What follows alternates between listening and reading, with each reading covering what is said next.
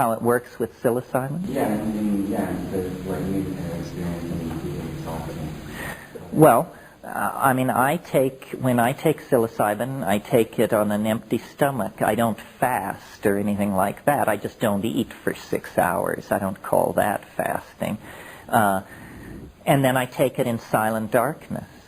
That's number one, very important. The next thing is weigh the dose. You must weigh the dose, because 5 grams is what you want. And I've had over and over the experience of showing somebody what 5 grams is, and they're appalled. They say, my God, you can't be serious. I take a fifth that much, a fourth that much. Yeah, well, that's the problem. That's why you don't have elves in the attic and bats in the belfry like I do. And so then you take it, and I take it on an empty stomach, and a lot of people don't like the taste. I don't really understand that. I just chew them up.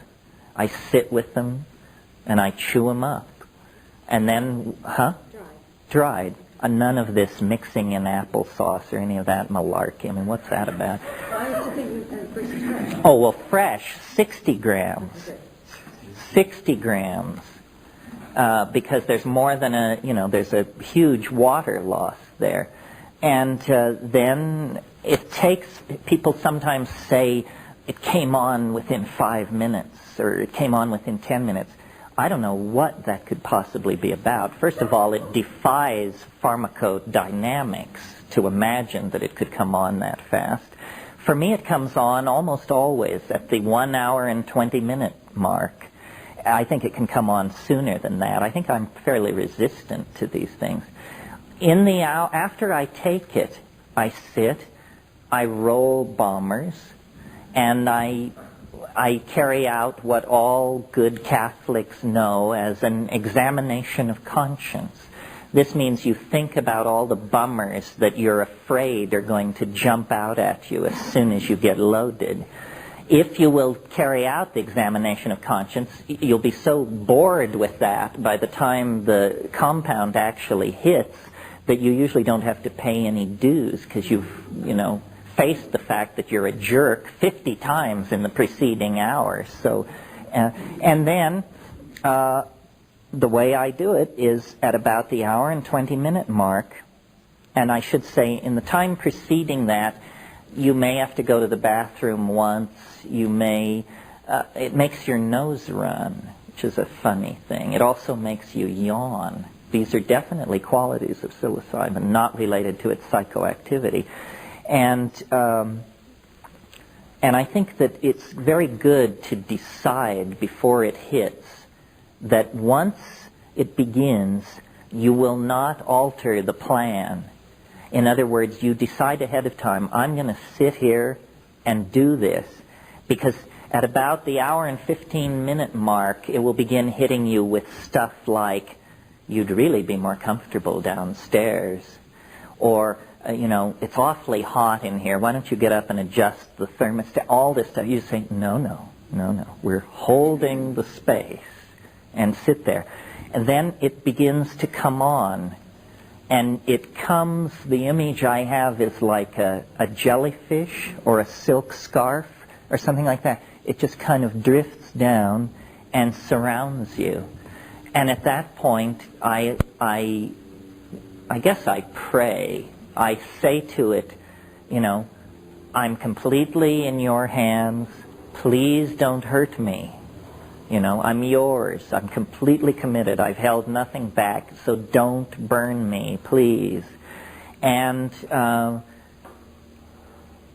then there is a kind of, it's hard to describe, a kind of potential begins to build up. And you say, the rush hasn't begun, but you can almost close your eyes and see millions of little psilocybin molecules elbowing serotonin molecules out of the way and fitting themselves into the receptor site, and the electron spin resonance dynamics is beginning to shift, and the whole thing is about to take off. At that point, I smoke furiously, and that usually is all it takes. and it comes on, and the first rush is really astonishing. I mean, sometimes it's more mind-boggling than others, but I can remember situations where I would just see it coming and say, oh my God, you know, it's 100 miles wide and 10 miles high. Where are you going to run to? You know, it's just, you say, good grief. You know, I guess I'm not going to meet this one sitting up. I think I better lay down. And in about the time it takes to make and execute that decision, then it just hits. And it's like a tidal wave. I mean, I have the feeling when I'm doing it in California that everybody from Vancouver to Tijuana has just crawled under their desk, because you can't imagine this is happening between my ears. You know, it's more like an asteroid must have fallen in the Pacific Ocean and raised some enormous incoming wave. It's what it's sort of like. It's like watching a thermonuclear explosion through 50 feet of crystal clear glass. So, you know, you're perfectly calm. It's not getting at you. But the energy that is being released in your presence is awesome. And then and sometimes in that first pass, the linguistic machinery is burned out. You've probably seen these scenes where they will test a hydrogen bomb, and they set up cameras a quarter mile from ground zero, a half mile, a mile, 2 miles, and then when they actually detonate the bomb, they get the view from the first camera, and then they switch to the second camera as the first camera is blown to bits and vaporized, and they keep pulling back as each successive instrument is destroyed. Well, this is sort of the feeling you have as this thing spreads out toward you. And then it does what it wants to do. It tells you what it wants to tell you, and it's highly unpredictable. I mean, you cannot, people always say you should ask it a question. This seems absurd to me. I mean, I don't know. Once when my life was in turmoil, I did ask a question. I said, I wrote it down ahead of time, and the question was, am I doing the right thing with my life?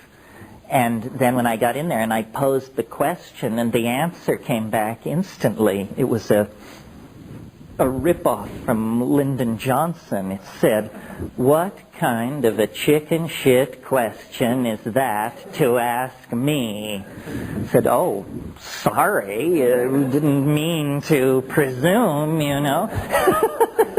Said, get your act together, and then we'll have a conversation. But if that's what you want to talk about, you should have taken MDMA. And then, you know, paralleling what we talked about this morning, and again, I'm just giving you my subjective take on it, it's like I come into a place. It's hard to describe. It's a feeling. And the content of the feeling is, now the elves are near. But they won't appear unless I invoke them. And, you know, I wish I could tell you that I chant in Mandayan or something like that, but I don't. Well, I stole a line from an old I Love Lucy program where Ethel is talking to Lucy about UFOs, and Lucy says she talks to the UFOs, and Ethel says, well, how can you talk to UFOs? And Lucy said, well, it's simple. I just say, come in, little green men, come in, little green men, and that's what I do. I say, come in, little green men, and then there is, and women, if there are any out there. And then there is it's like a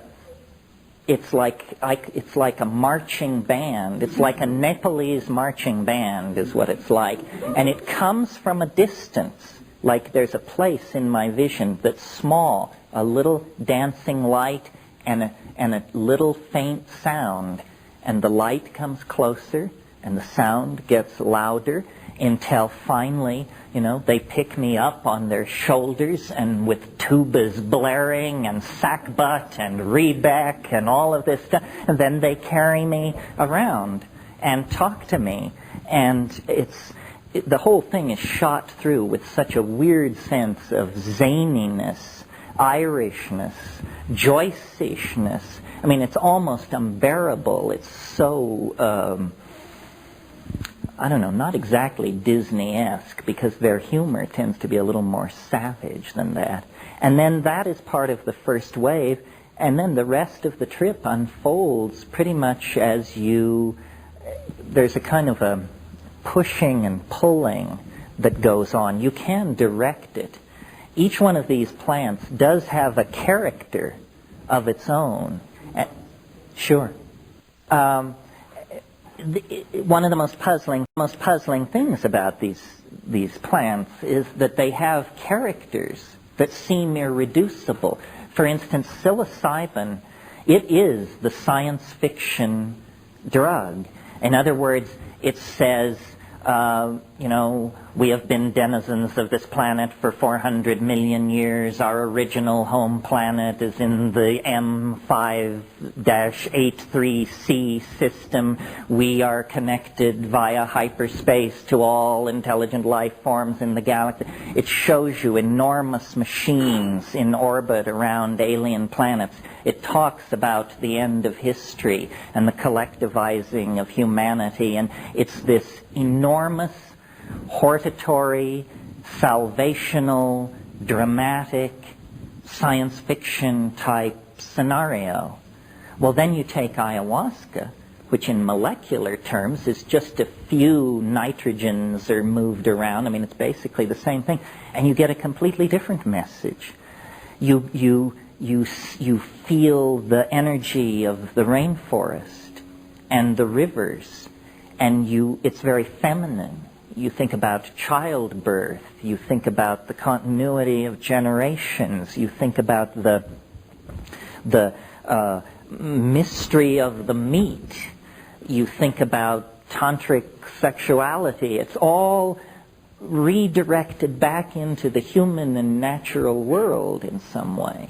And then, of course, DMT, which I described this morning, which the DMT elves are not from outer space, or they don't present themselves that way. In fact, one of the odd things about the DMT thing is that you have the feeling that this space that you break into, even though it's large, some people even refer to the dome of DMT. That tells you they really were there. But wherever this huge vaulted space is, you have the feeling, although it's hard to explain how you know this, but you have the feeling that you're way, way, way underground, which fits with the elf motif. You're in the hall of the Mountain King. You're under the hills with the little people who retreated under the hills.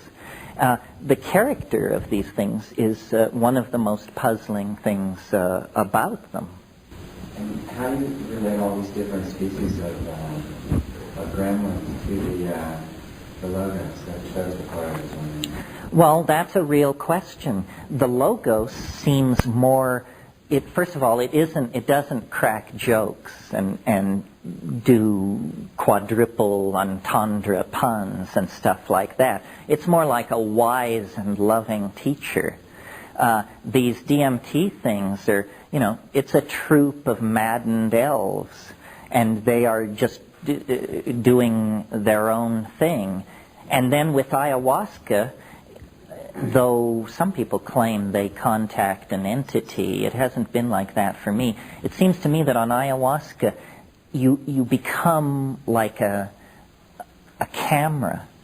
You just fly through a visual world. I mean, after a good ayahuasca trip, you just feel like your eyes are bugging out of your head. I mean, it's like buying prints on Madison Avenue, and you've just been looking and looking and looking, and you literally have to give your eyes a rest after an ayahuasca trip. And the ayahuasca visions are more, they seem to cover a broader spectrum. The psilocybin hallucinations tend toward this highly polished, machine-like, insect-like, outer space bit. And the ayahuasca hallucinations are wonderful pastels, laces, layering of colors. And then one of the most interesting things to me about ayahuasca, and I just cannot understand how this works. If I could, I'd be Erte or somebody. And that is that you, in the middle of the ayahuasca trip, you can suggest motifs. You can lead it so that, for instance, you can say to it, Art Deco. And suddenly there will be thousands of candy dishes, cigarette lighters, champagne buckets, automobiles, stained glass windows, doorknobs, silverware, all rolling in black space in front of you, all the perfect exemplification of this aesthetic, the Art Deco aesthetic. And then you can say to it, okay, Italian Baroque. And it just like that, suddenly altarpieces, Madonnas, martyred saints, and fantastic scroll work and fleur-de-lis. And you can say, well, surprise me. And then you will get a coherent style, like Art Deco, like Italian Baroque, except that nobody's ever bothered to realize it on this planet. But it's as coherent. It's like, 20 years ago there was no such thing as Southwest as a style. This weird thing coming out of Santa Fe that I notice has planted its roots deep here as well.